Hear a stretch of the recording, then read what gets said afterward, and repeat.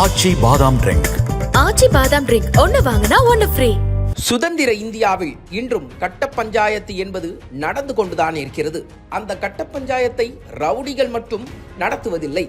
அதிகாரத்தில் இருக்கும் அரசியல்வாதிகள் தொடங்கி சட்டத்திற்கு அடிபணிந்து நடக்க வேண்டிய சில காவலாளிகள் வரை அதற்கு உதவியாக உடன் போவதுதான் இங்கு வேடிக்கையான ஒன்றாக இருக்கிறது. சினிமாக்களில் மட்டுமே அதிரடி நடவடிக்கைகளை பெரும்பாலும் பார்த்து வந்த நம் மக்களுக்கு தமிழகத்தையே உழுக்கும் அளவிற்கு ஒரு சம்பவம் நிகழ்ந்தேறி இருக்கிறது. சிறுவன் கடத்தலுக்கு துணை போனதாக குற்றம் சாட்டப்பட்ட ஏடிஜிபி ஜெயராமன் காவல் சீருடையில், அதுவும் நீதிமன்ற வளாகத்தினுள்ளேயே கைது செய்யப்பட்டது பலரையும் அதிர்ச்சிக்குள்ளாக்கியுள்ளது. அவரை கைது செய்ய உத்தரவிட்டவர்தான் நீதிபதி பி. வேல்முருகன்.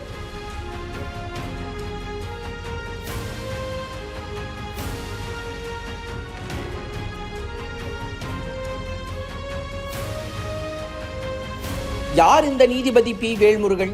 நீதிபதி வேல்முருகன் இச்சம்பவத்தின் மூலமாகத்தான் பலருக்கும் அறியப்படுகிறாரா என்றால் இல்லவே இல்லை. அவர் இதற்கு முன்பே நீதிபதியாக பல உத்தரவுகளை பிறப்பித்திருக்கிறார். அதிகாரத்திற்கு துணை போன உத்தரவுகளை அவர் கண்டித்து பின்னர் அந்த உத்தரவை மாற்றி அமைத்திருக்கிறார்.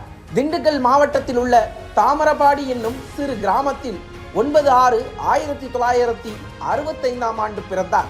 இவருடைய தந்தை TS பெருமாள். திண்டுக்கல் மாவட்டத்தில் உள்ள ஊராட்சி ஒன்றிய தொடக்கப்பள்ளியில் ஆசிரியராக பணியாற்றியவர். இவருடைய தாய் சின்னத்தாயி. அவரது வீட்டில் வேல்முருகனை சேர்த்து மொத்தம் 5 பிள்ளைகள்.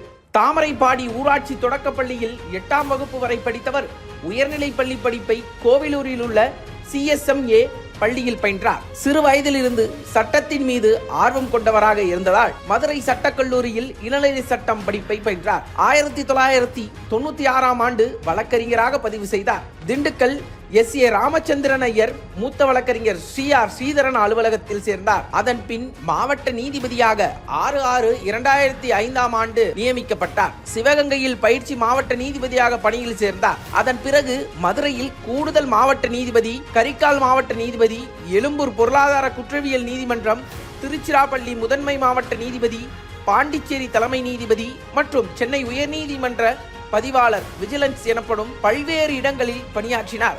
2016ஆம் ஆண்டு அக்டோபரில் சென்னை உயர்நீதிமன்ற நீதிபதியாக நியமிக்கப்பட்டார் வேல்முருகன். இதனைத் தொடர்ந்து பல வழக்குகளில் அதிரடியான உத்தரவுகளை பிறப்பித்திருக்கிறார் நீதிபதி பி. வேல்முருகன். இவருடைய உத்தரவுகளில் சமூக நீதி மற்றும் மக்களின் பொதுநலனை மையப்படுத்தியதாகவே அமைந்துள்ளது. தமிழ்நாட்டையே உலுக்கிய வாச்சாதி வன்கொடுமை வழக்கில் குற்றவாளிகளின் தண்டனையை உறுதி செய்து நீதிபதி வேல்முருகன் தீர்ப்பளித்தார்.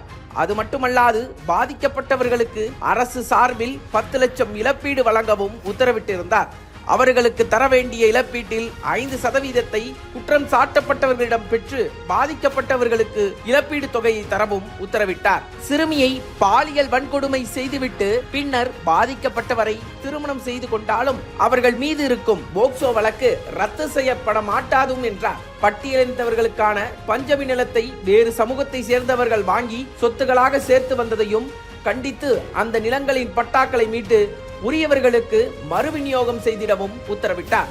இதன் மூலம் பட்டியலின மக்களுக்கான நீதியை நிலைநாட்டியதில் சமூக நீதி என்பதை பேச்சாக இல்லாமல் செயலாகவும் நீதியாகவும் மாற்றினார். டாஸ்மாகிற்கு எதிராக போராடும் அப்பாவி மக்களின் போராட்டத்தை குற்ற வழக்காக பதிவிட முடியாது என்று உத்தரவிட்டதன் மூலம் அதிகாரத்தை துஷ்பிரயோகம் செய்பவர்களுக்கு அது சவுக்கடியாக இருந்தது. தற்போது எப்படி IPS ஜெயக்குமாரை கைது செய்து அதிரடி உத்தரவிட்டாரோ அதே போல மூத்த IAS அதிகாரி அன்சுல் மிஸ்ராவை நீதிமன்ற அவமதிப்பின் பேரில் கைது செய்து 1 மாதம் சிறையிலிடும்படி உத்தரவும் கடந்த காலத்தில் நிறைவேற்றியிருக்கிறார் வேல்முருகன்.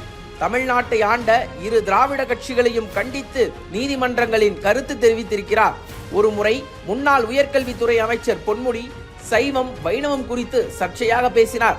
இதன் அடிப்படையில் சென்னை உயர்நீதிமன்றம் தாமாக முன்வந்து வழக்கை பதிவு செய்தது. இந்த வழக்கு கடந்த வாரம் நீதிபதி வேல்முருகன் முன்னிலையில் விசாரணைக்கு வந்தது. இந்த விசாரணையின் போது தமிழக காவல்துறை தலைவர் மற்றும் சென்னை மாநகர காவல் ஆணையர் ஆகியோருக்கு வழக்கின் ஆவணங்களை வழங்க வேண்டும் என்றும் இவ்வழக்கில் இருவரும் பதிலளிக்க நோட்டீஸ் அனுப்பவும் உத்தரவிட்டார் நீதிபதி வேல்முருகன். அதிகாரத்தை பயன்படுத்தி என்ன வேண்டுமானாலும் எங்களால் செய்ய முடியும் என்று யோசித்த சில மூத்த அதிகாரிகளுக்கு அதிகாரமிக்க நீதிபதி வேல்முருகனின் உத்தரவு என்பது அச்சத்தை கொடுக்கும் என்பதில் எந்த மாற்று கருத்தும் இல்லை.